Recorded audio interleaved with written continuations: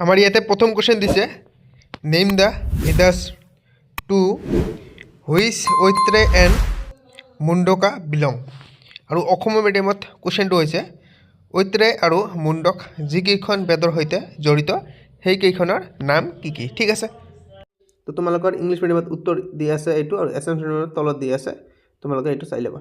ঠিক আছে, question number ইয়াৰ পিছত তোমালোকক 10 দিছে name any 4 God's found in the ভেদা।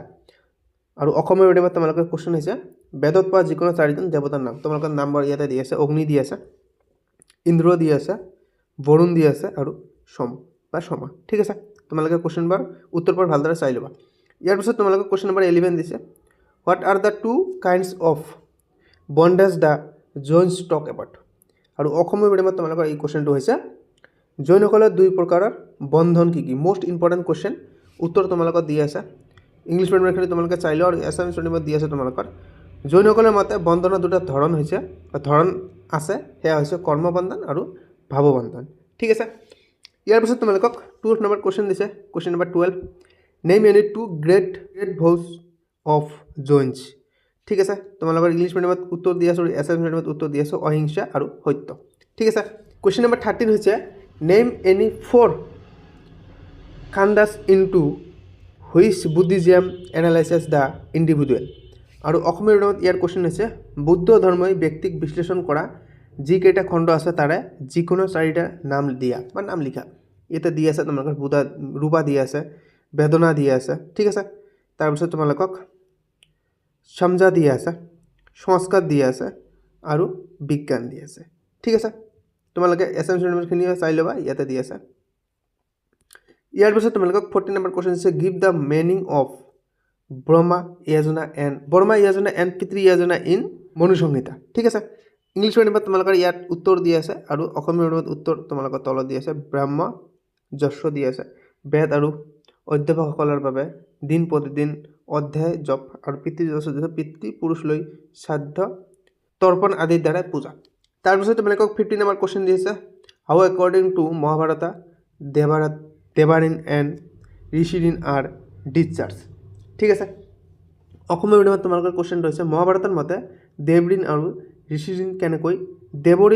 ঋষিৰিন কেনেকৈ পৰিশোধ কৰা হয়। উত্তৰ তোমালোকৰ ইয়াতে ইংলিছ মিডিয়ামত দি আছে, আৰু অসমীয়া মিডিয়ামত তলত দি আছে। দেৱৰিন দি আছে যশ কৰিলে, আৰু ঋষিৰিন দি আছে বেদ অধ্যায় আৰু শিক্ষা দিয়াৰ দ্বাৰা নিবাৰণ। কুৱেশ্যন নম্বৰ 16 দি আছে 4 menu what are the sources of ধৰ্ম। ঠিক আছে, এই কুৱেশ্যনটো তোমালোকৰ অসমীয়া মিডিয়ামত হৈছে মনুৰ মতে বা মনুৰ বাবে ধৰ্মৰ উৎস কি কি। উত্তৰ দি আছে বেদ দি আছে, স্মৃতি দি আছে, আত্মসন্তুষ্টি দি আছে। এছামিছ মিডিয়ামতো দি আছে মনৰ মতে ধৰ্মৰ উৎস হৈছে বেদ, স্মৃতি, সদাচাৰ আৰু আত্মসন্তুষ্টি। ইয়াৰ পিছত তোমালোকক কুৱেশ্যন নম্বৰ 17 দিছে give the names any two Vaishnava Puranas. এইটো তোমালোকৰ স্পেলিং ইয়াতে ভুল আছে।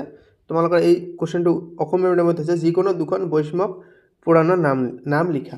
তোমালোকৰ ইয়াতে উত্তৰ দি আছে, এছামিছ মিডিয়ামত দি আছে, ইংলিছ মিডিয়ামত দি আছে, তোমালোকে চাই লোৱা। বিষ্ণু পুৰাণ দি আছে, ভাগৱত পুৰাণ দি আছে, পদ্ম পুৰাণ, নাৰদ পুৰাণ দি আছে। কুৱেশ্যন নম্বৰ 18 দি আছে নেম এনি টু কৃষ্ণ পুৰাণছ। অসমীয়া মিডিয়ামত হৈছে তোমালোকৰ যিকোনো 2খন কৃষ্ণ সম্পৰ্কিত পুৰাণৰ নাম লিখা।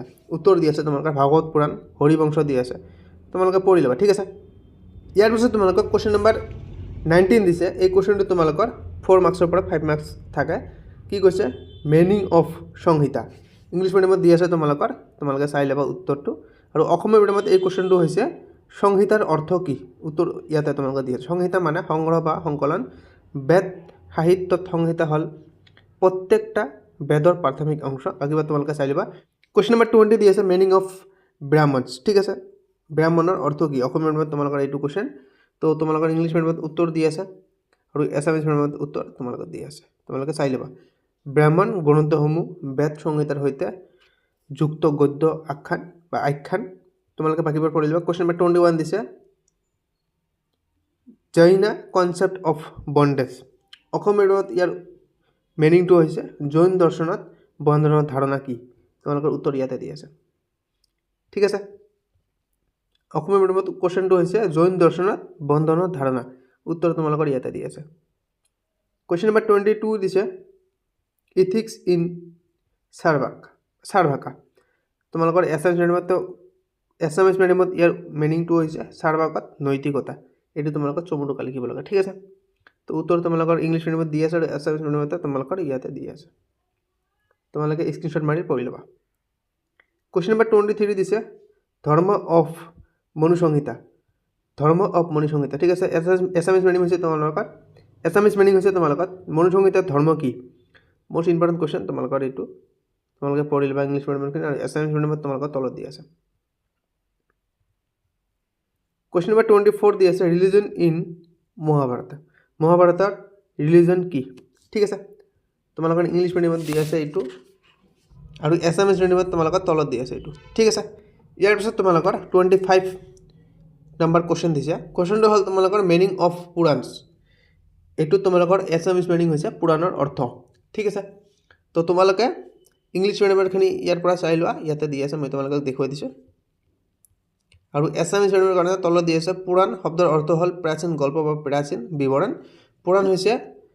পুৰাণসমূহ হৈছে হিন্দু ধৰ্মৰ বিস্তৃত আধ্যাত্মিক গ্ৰন্থ য'ত ঈশ্বৰ সৃষ্টি তথ্য বংশাৱলী পঞ্চলক্ষণ তোমালোকৰ তলত দি আছে, স্বৰ্গৰ পৰা আৰম্ভ কৰি বংশানুজড়িত, ঠিক আছে। তোমালোকে এইবোৰ পঢ়ি ল'বা ইয়াৰ পৰা।